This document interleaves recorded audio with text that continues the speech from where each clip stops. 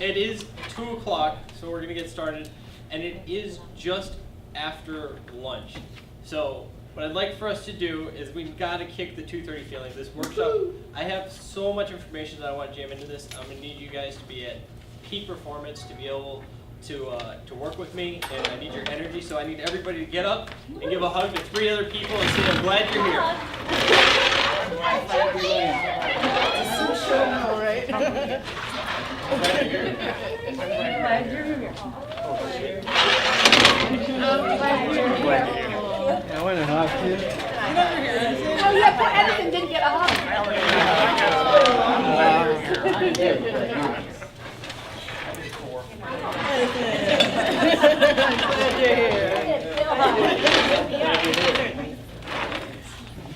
You guys don't realize it, but by the end of this, you are going to be really glad to see people around you, because we know our goals are best supported by the people around us who care about us and are with us on a day-to-day basis. So you guys are going to be working at your tables throughout this workshop. You have a paper in front of you. It's kind of got the outline of what we're going to go through during this goal-setting workshop. So you're going to be working together and sharing with one another. Everybody have a pen? Everybody's good to go? Okay. So I want to start off with a story that my Dale Carnegie coach told me. Hey, welcome. Just in time. You missed the hugs. Oh, there we go. Hey, come join us here. Come over to this table. Come over to this table here, Yeah, yeah. just put it over again. Two more people. Oh, 2. Yeah, 3 total. Yeah, okay. That's all right. Kim, you want to come over to this group? I sure do. Yeah. Bye. Yeah. Funding and so long, farewell. You Fry. But you're just in time for the icebreaker. So the story that my Dale Carnegie coach told me that I absolutely love. He said there was a man walking down the beach, and he comes across a prophet. The prophet says to him, "Fill your pockets with sand, and in the morning you will be both happy and sad." So the man, thinking this prophet knows what he's talking about, says, "All right, I don't know why, but I'm going to do it." Reaches down and loads his pockets full of sand. As he walks away, he goes about his day, and he starts to feel very uncomfortable. He's got his pockets full of sand, so throughout the day he starts unloading the sand from his pockets. At night, he goes to sleep, and in the morning he wakes up with some sand still in his pockets, and when he reaches in to pull it out, the sand has turned into diamonds. So the prophet had told him, in the morning you will be very sad and very happy. So this workshop's going to be a lot like that. There's going to be a lot of it. I'm going to give you guys a lot of information. Whatever you can retain, I promise you, it's going to be a lot of good information for you to take with you on a day-to-day basis. You don't have to get it all, but the little bit that you can get, the more that you can get, the better. So good energy, good engagement is going to be key to us making this goal-setting workshop a success. I'm taking a full workshop that I did the last time in January, and I am adding onto it another workshop at the end of it. So I'm compressing 2 workshops into one. I think I can do it, but I'm definitely going to need your guys' help, okay? So why am I up here? Why do I think I can talk to you about goal setting? I want to take you back when I was 20 years old. When I was 22 years old, I discovered what I call the science of achievement. At 20 years old, my life looked very different. At 20 years old, I had barely graduated high school. My English professor, through her grace and her mercy, let me walk with the rest of my class. I had totaled 4 cars by the time I was 20. I started driving at 18 years old. I had been fired from 2 jobs, and honestly, the 3rd job I probably should have been fired from if they knew what I'd been up to. And my GPAs was always in the dumps. I lived at home in my parents' basement at 20 years old. I drank tons of Mountain Dew, and I played video games all the time. As you can imagine, my friends probably thought my life was going absolutely nowhere.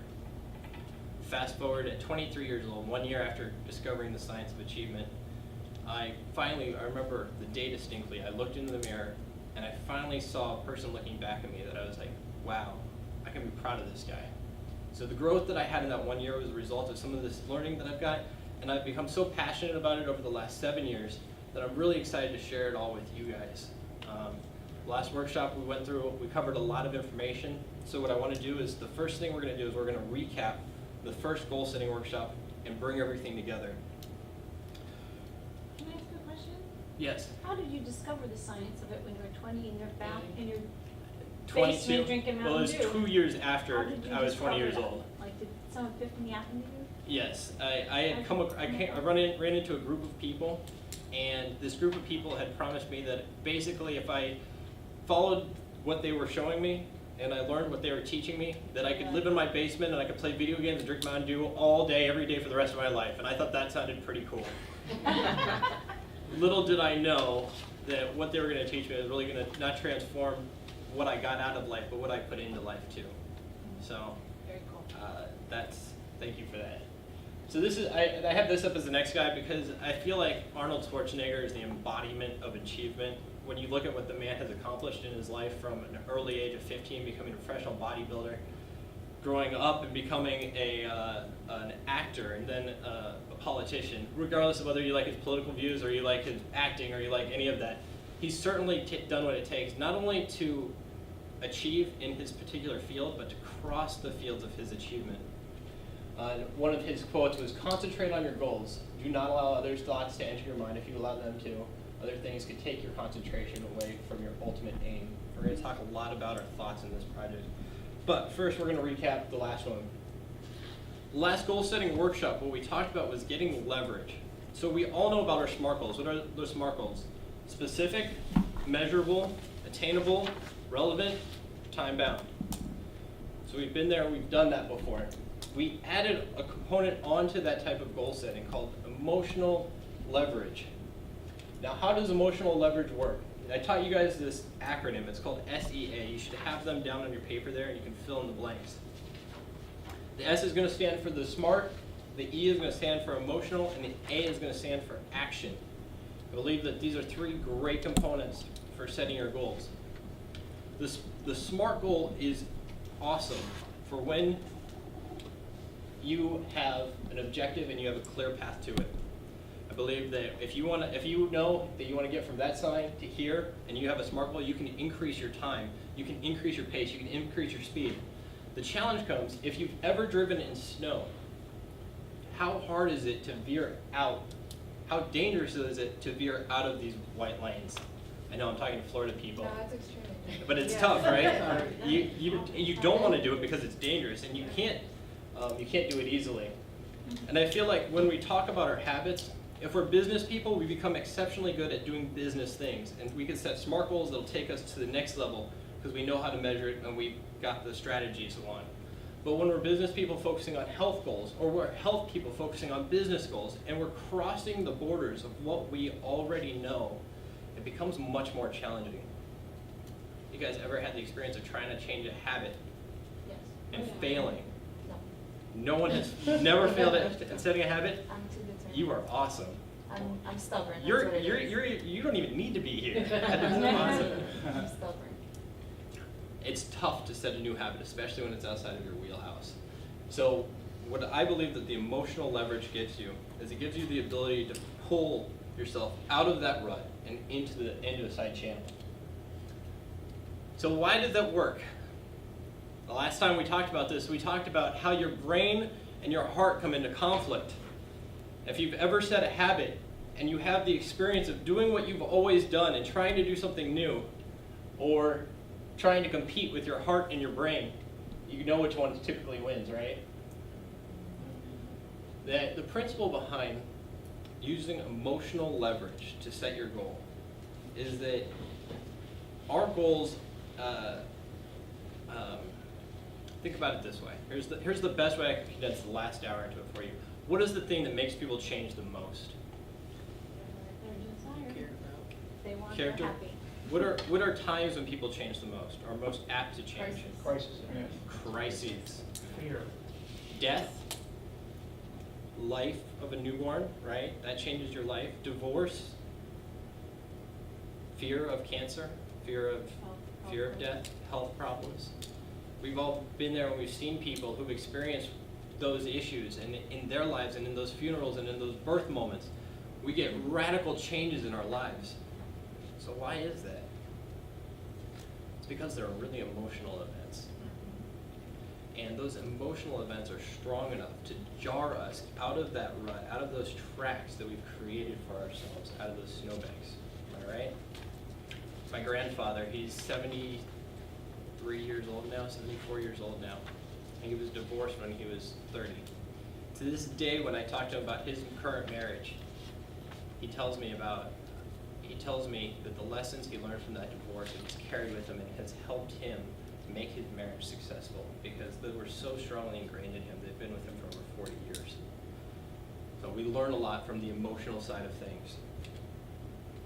So what I want to do is, this is only a small fraction of the school. There's so much involved in this emotional side of things. But I want to bring up Nick. Nick's had the experience from the last one workshop. What Nick's going to talk to you guys about is how to create an emotional goal. In the last workshop, he had a goal that he wanted to accomplish. He had some strong emotional reasons for it. When he's done, what I want us to do, actually, before he gets started, what you should do is write at the top of your list what your goal is. So hopefully you came to this workshop with a goal in mind. If you don't have a goal in mind, that's fine. Write one down. We're going to go through this exercise, and you can apply this exercise to anything that you do. So write down one goal that you want to have accomplished, preferably sometime in the next 6 months, 6 to 8 months. And then Nick will give you an example of how he applied the emotional leverage to his goal. And then we'll go through the workshop and we'll do it ourselves, and we'll go through that ourselves.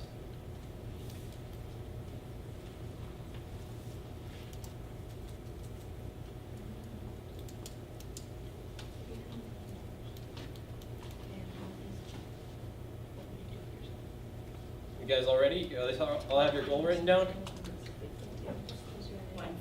Yeah? All right.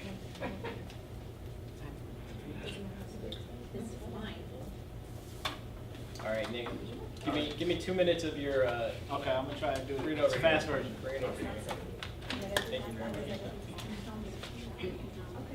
All right. Last time we were here, we doing the goal workshop.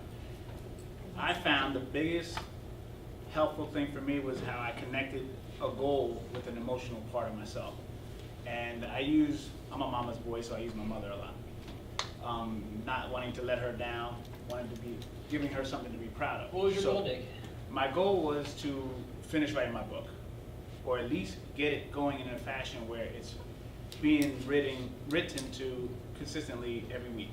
So 3 to 5 pages a week, every week. Right now, I'm currently on chapter 5 of 11 chapters. So it's actually progressing.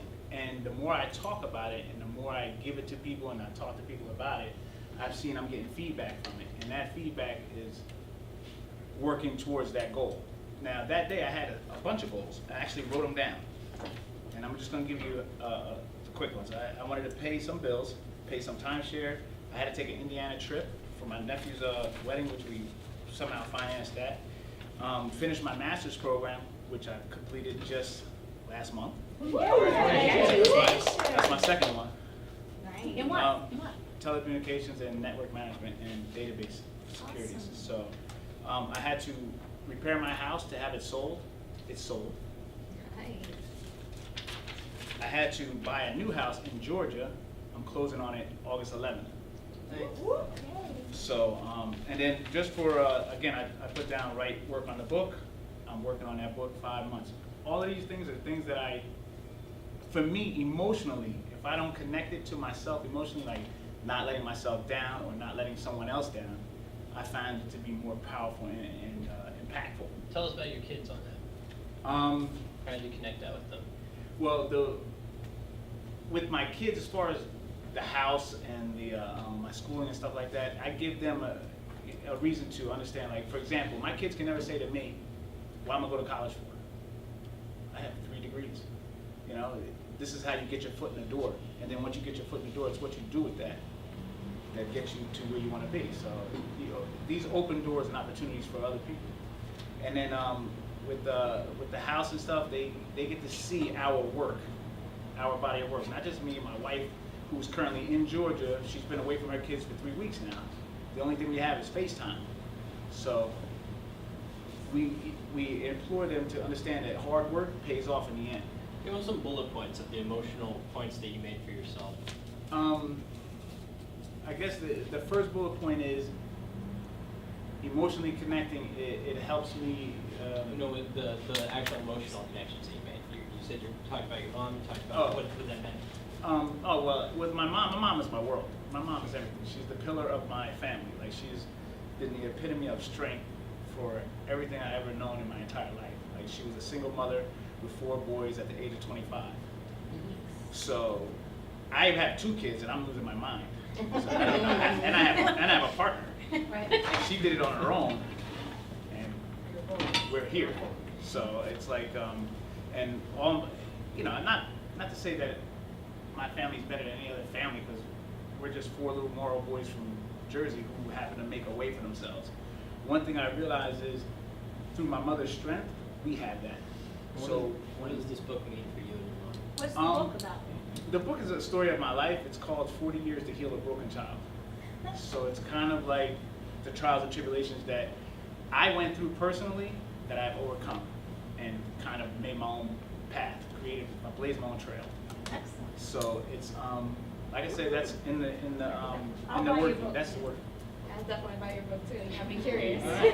Sales. So it's I mean, a lot of people know my past, so I've had some trials and tribulations I've overcome, and then the book will be reflecting those. But it's a lot of but I don't want to get into that. It's more how me accomplishing this goal and me being able to say I did this, Mom. You know what I'm saying? And even though she's proud, I don't have to prove anything else. It's something that I want to do to give her that For yourself. one last thing, you know? And so I keep that as my fuel, my fire, that connection emotionally. It helps me, because I get lost sometimes. I get distracted. I want to play Madden. I want to play Xbox. I want to go swimming. I just start losing control, and I'm all over the place. And every once in a while, I remind myself, Mom, I got to get this done. And that's how I keep it connected. Now, through this workshop, what it did was it makes me reinforce that connection daily by talking to people like I've talked to Sam, I've talked to almost everybody here about it in one way or another. Maybe just a note here or there. I've talked to Bill about it. I've talked to just about everybody. So I keep it going like that, and that's how I won't let myself down, won't let my mom down, and I keep everything going through. Let's give him a hand. Yeah. After the goal setting workshop, Nick came and talked with me, and he said, I had these goals and I knew the strategy that I wanted to use to get my book going. But when I sat there and I wrote it down, and you correct me if I'm wrong, you were pretty close to tears when you were writing your goals. When he sat down and you wrote those goals, and you really realized that it's not just about writing a book and setting 5 pages a day to do, but it's about writing a book to set 5 pages a day so that his mom's proud of him at the end of the result. And that emotional leverage is really what we're looking for in our goal setting, to change our habits and to shift our way of thinking. So, again, it's a long workshop compressed into this, but the next section on your page, you have a box. And in that box, there's 2 headers, and we're going to ask ourselves 2 questions. The 2 questions are, how is not achieving the goal cost you? And apparently there's 2 number 1s here. And the second one is, how will your life be different after achieving your goal? So this is an opportunity for you to look at your goal, think about it from a more emotional perspective, and think about what it's going to mean for you at the end of the day to have this accomplished. So we're going to take 3 minutes and we're going to go through this exercise, get them written down, and when 3 minutes is up, I'll let you know and you can put your pens down. Pens down. Now that was the whole last workshop in a nutshell, but we're going to take this workshop and we're going to shift now into the next direction. One of the most famous philosophers the most famous philosophy quotes that we all hear is, "I think, therefore I am." Rene Descartes. So where do our thoughts come from? I think, therefore I am. It's an assertion that our thoughts create who we are as people. So what do our thoughts come from? How do they enter our minds? What do you think? Some experience. Some experience, absolutely. Give me an example. If I have a thought that I want to do this, it's based on I either don't like the way it's being done, or I want to change something, or I can see that something is better. based on experience, based on Based how I on see it something going. that happened to you. Absolutely. I'm more intuitive. Say what? I'm very intuitive. Intuitive. We're going to talk about that. Other people's opinions. Oh, how many of you are influenced by other people's opinions? That's true. I mean, even Nick was just talking up here, right, about how he's getting fuel from his book from the people around him. You know, I'm not talking about this just negatively. Our thoughts are positive, and they can be generated from people's thoughts as well from that standpoint. What else do they come from? Your surroundings, your environment. What's one big thing that's invading our thoughts on a regular basis?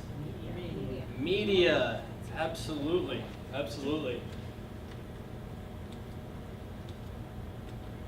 So another quote that I love, BK had a speaker come in not too long ago. His name was Brothers Chalmers, and he had a quote that I absolutely loved.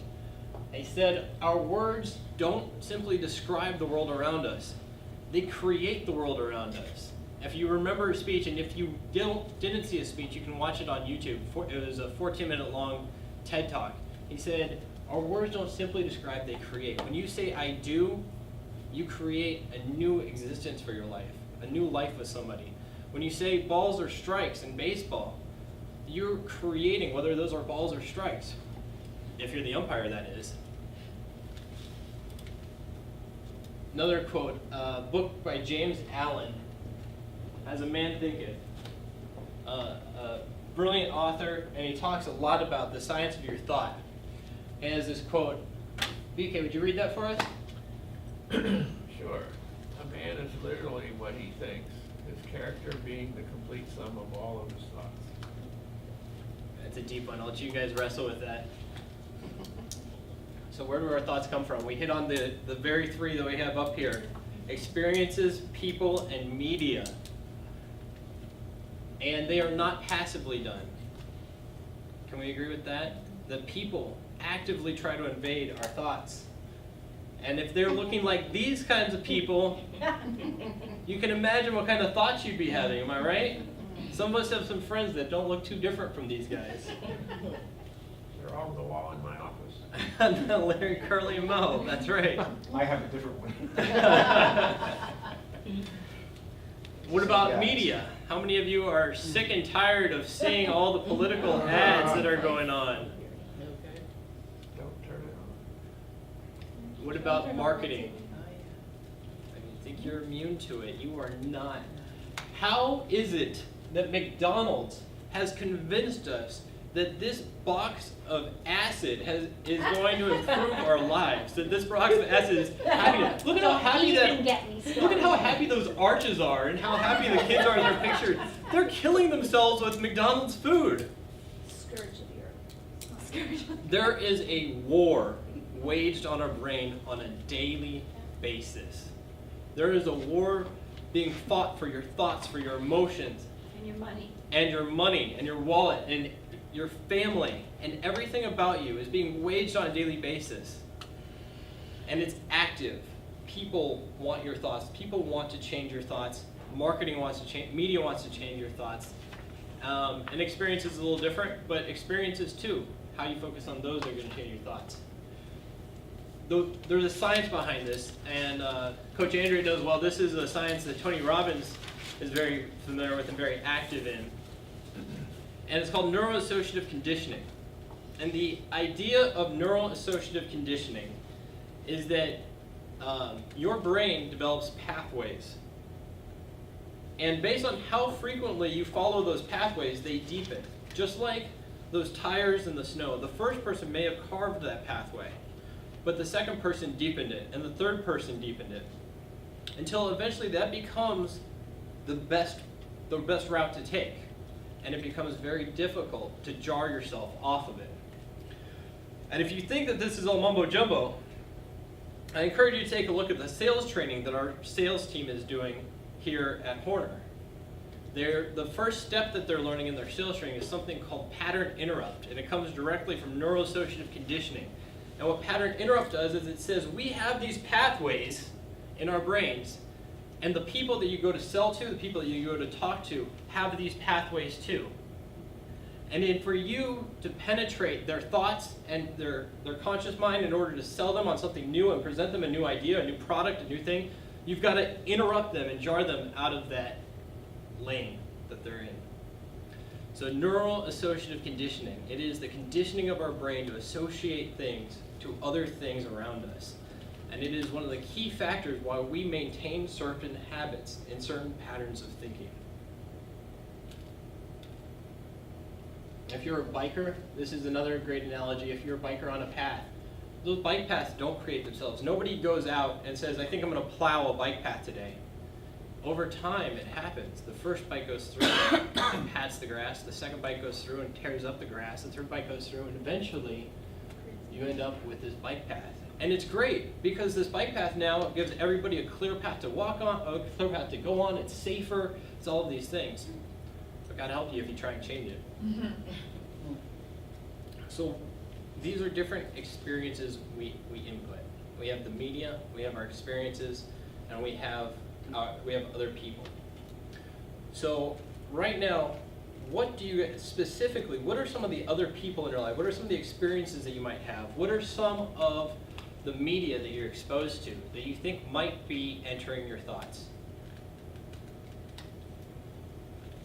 Power. What? Power and money. Power and money? What else? What kind of people enter our thoughts on a daily basis? You're in the accounting department. Do you think People, accounting customers, people? vendors, your colleagues, you know. Colleagues, absolutely. Customers, vendors, bosses. We have people who work for us, people who we work for that Friends enter and our thoughts. family. What? Friends and family. Friends and family? Absolutely. Can we agree that there is... Say that again? Clients. Clients. What about experiences? What are some of the experiences that are in our thoughts on a regular basis? Have you ever had the experience of being embarrassed? So embarrassed in a moment, and then followed up that moment by saying something to recover that's even more embarrassing. Do that every day. And when you walk away from that moment, you say, what was I thinking? That's right. What was I thinking? Because your thoughts come from these experiences. So the second part of this writing is we're going to take a hard look. You're going to take a hard look at what experiences, what people, what media you surround yourself with on a daily basis that influence the goal that you have. If you're a fitness person and you surround yourself with fitness people, are you more likely to are you more likely to achieve fitness goals? Or if you're a business person and you surround yourself with fitness people, are you more likely to achieve your fitness goals? If you are looking to be successful in business and you surround yourself with people who are not successful in business, are you likely to achieve your goals? So take a hard look at what your goal is and what things are input into your conscious mind on a daily basis that may or may not. There's two boxes there. So one side is positive and one side is negative. Experiences, people, and media that impact your goals. We're going to take 3 minutes for this one. The next thing I'd like for us to do is, now that we're all in groups for a reason, we're all in groups because community supports the goals. And Nick brought that up earlier. So what I want you to do is, among your group, for the next couple minutes, take turns in a round-robin discussion. Talk about what your goal is, some of the reasons why you want it, and some of the inputs that you have in your life that can support your goal. Go. We're waiting for instructions. All right, guys. So, gotta get back to where we were.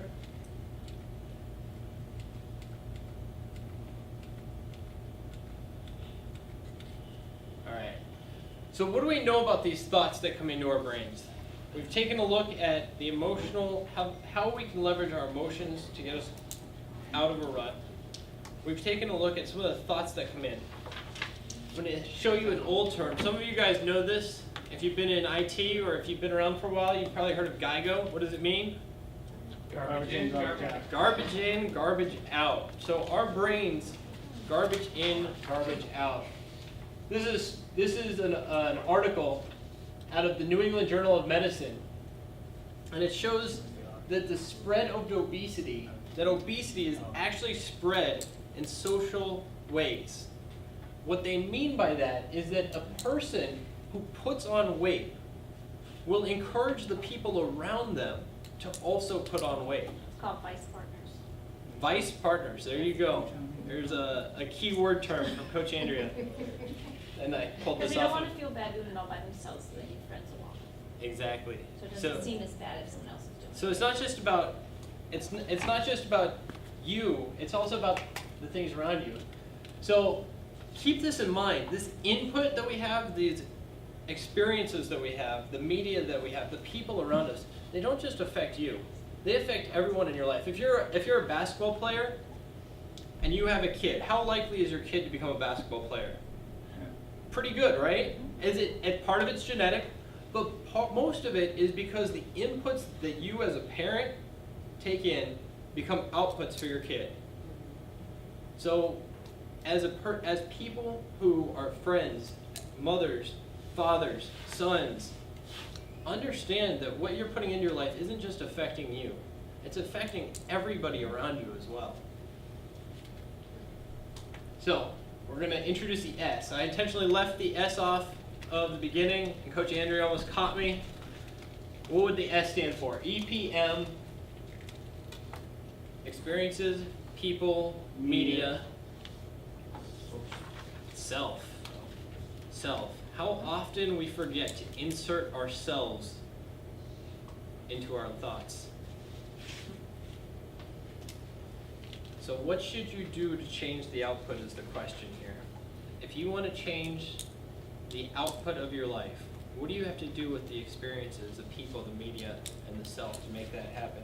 Got a couple quotes here. Samantha, you want to read this first one for us? A good man brings good things out of the good stored up in his heart, and an evil man brings evil things out of the evil stored up in his heart. For the mouth speaks what the heart is full of. Luke 6:45. This is some age-old wisdom here. How about this one, Trey? You want to read that one? A man's mind may be likened to a garden, which may be intelligently cultivated or allowed to run wild. But whether cultivated or neglected, it must and will bring forth. If no useful seeds are put into it, then an abundance of useless weed seeds will fall therein and will continue to produce their kind. Continue to produce their kind. Our thoughts, our experiences, the people, the media, and ourselves. We have complete control over how those thoughts impact us. Just because it comes in, there's a filter called the self that takes all of those experiences and defines what they mean to you. For example, my grandfather had the opportunity when his first marriage ended. He had the opportunity to take that experience and say that meant he wasn't worthy of love. He could have taken it that way. Instead, he said, there are things I need to do to be a better husband. And what that did for him is it allowed him to shape the next marriage that he had so that he would have a much better one. Our experiences happen to us. If you live life thinking that your experiences are in the past, if you live life thinking that what people have said to you happened in the past and what the media has done to you is all things that are happening to you, you're living your life in the rearview mirror. It's like driving down the highway and looking backwards. You're not going to be able to make a difference in your future. Does that make sense? So what you do is you take yourself into the situation. You take yourself to define what those events mean to you. You take yourself to define what the people around you. And you can also change exactly how it's happening. How many of you guys know about this feature on Facebook? It's called My Favorite Feature. Unfollow Aaron.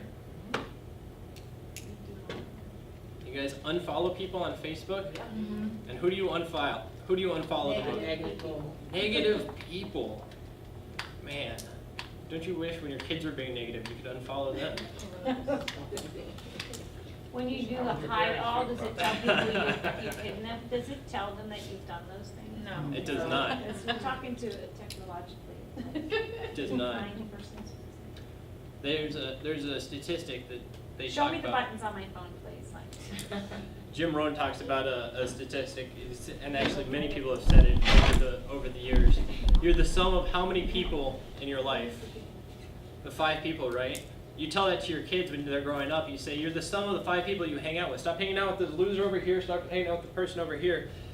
The relationships that you have and the way that you interact with the people around you define how people influence you in your life. And you can be proactive about those relationships. That quote by James Allen, I absolutely love it. He uses Old English. He's actually wrote this. He wrote that like 40 years ago, but he used the Old English, which I love. But he talks about being the gardener of your life. And what does the gardener do? He's going to till up the soil. And that's what we're doing here. We're tilling up soil. We're making it fertile for new ideas and fresh thoughts. But what's going to happen is you get to decide what plants you plant in there. You get to decide what happens to that garden. And you can choose not to do anything. But I guarantee you weeds are going to crop up. If you're not cleaning out the negative people, if you're not cleaning out the negative experiences, the people, the media that is happening in your life, and if you're not taking time to think about it, those are going to grow weeds. I've actually taught my kids to where you're going to find the biggest challenge is not the people that are just friends and acquaintances, are the people that are closest to you and family. And that's the hardest part, but unfortunately, they're still people. A mother is still a person, a father is still a person, an uncle is still a person. And when you have negative people like that, I've taught my kids to say, okay, respect them, love them, but from far. Because if it's a negative person, it will bring negative things to you. How important are the people in our lives? This next slide, I showed you guys a quick preview, but I thought it's true for me. I don't know if it's true for you, but what is the #1 way to make sure that you get your house clean? Don't mix Invite it up. people over. Invite people over. I do it all the time. There is nothing like getting your house clean, like having someone over. And as a college boy, the only way my room was ever getting clean was inviting a girl over, having my mom was coming over. That room was clean faster than you could know what was going on. Before and after here. No time flat. Yeah, but babies, your house is lost. You can be proactive with your thoughts. You can set your goals in the future. You can set the experiences you have with people. You can plan these things, guys. And when you do, you plan for success. When I set this goal workshop, when I put it on the calendar, I don't have it ready. I don't have it done. But I set it in the future. I set a plan for it. And by the time that happens, I've taken the time to create the slides, to build the presentation, and create the outline. And when it happens, there's a result that wouldn't have happened otherwise. Don't wait for things to happen to you. Set your future out, and you will accomplish those things for yourself. The great quote by Peter Drucker, the best way to predict your future is to create it. So the last writing part on this assignment is, how are you going to change the inputs in your life? How are you going to restructure some of the inputs in your life to make the goal that you wrote down a reality? We're going to take 3 minutes on this one. I'm going to give you 2 more quotes. I want to elaborate on the community a little bit more. Guys, we are social creatures. We live our lives. We don't get to live without media. If you shut yourself off from all news around you, well, actually, that one you probably live without. But there's different types of media, right? We have TV, we have news, we have newspapers, we have social media. You have, people can shut off social media for a week, but they're right back on it the week after that. The experiences that you have, you're not going to shut yourself off from experiences, but you can craft these, and the people around you. We have amazing people here at Corner. We have amazing people who can help you in different areas of your life. Invest your time in them and building relationships with people, especially those who have like interests. Take some time to cultivate what your strengths are and share those with other people too. It'll build a better community for you. It'll help you achieve your goals more quickly, and you will have a happier life for it. So the last thing is I have 2 more quotes. Nick, you want to read the first one? Goals are like showering. I recommend you do it more than once a year. So, this is a great quote from Jim Rohn. Goals are like showering. He was a motivational speaker many years ago, and He said people came up to him all the time and they said, this motivation stuff doesn't work, does it? And he said, well, if you do it once a year, of course it doesn't work. These are things that we're going to revisit on a consistent basis. Coach Andrew, how about the second one? Any idea, plan, or purpose may be placed in the mind through repetition of thought. Napoleon Hill, author of Think and Grow Rich. Napoleon Hill is one of the forefathers of thought and how it influences your character, your being. And the idea here is that we get to choose what we focus on. And through repetition, and through doing it more than once, setting our goals more than once per year, we can make those more realistic. I've passed out some business cards to you guys. Business cards are great because they go with you everywhere, and they're those annoying things that get in the way of your credit card when you go to spend money. So if you had a financial goal, you're about to be really happy with how this impacts you. These business cards, what I want you to do is I want you to write a line on your business card here and a line on your business card here. It's important that this line stay near the top because you are going to write on it what your goal is. And the reason why it's so high up is because when it sticks in your wallet, it's going to stick out over that lip. And on the left-hand side, you're going to transcribe the reasons why you wanted to accomplish your goal. If you go back to your emotional list, and on the right-hand side, you're going to go over the reasons why. What is it? No, the left-hand side is what it'll mean for you to have accomplished your goals, and the right-hand side is what it has cost you not accomplishing your goals. And what you're going to do is you're going to take this business card and you're going to put it in your wallet in a place where you can see it on a regular basis. I don't know how truthful the studies are, but many of the speakers I've listened to, I don't have the actual study in front of me, but many of the speakers I've listened to throughout the years will say that having this card on you to remind you of your goals on a regular basis is one of the key factors in their success. All right, that's it for today, guys. Hopefully you have your business cards. If you had a good time, turn the person next to you and say, thank you for coming out. And I thank you guys. You guys have done an awesome job for yourselves, and you guys have done an awesome job for each other. So thank you very much. Give yourselves a hand.